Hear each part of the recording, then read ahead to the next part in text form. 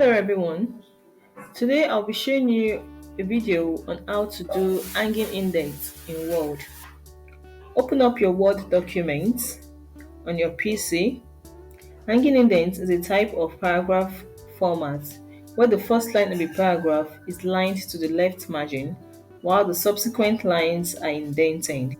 It is used in bibliographies, references, and citations. Now, let's make a hanging indent for this paragraph.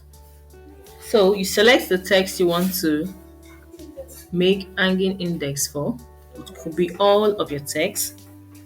Now, in the Home tab section, you locate paragraph.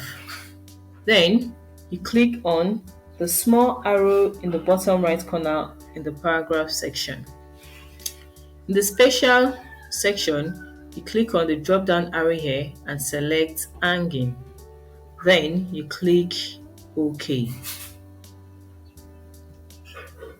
Now, your paragraph has been done in hanging indents. So that is all for the video. Ensure to like and subscribe for more tips.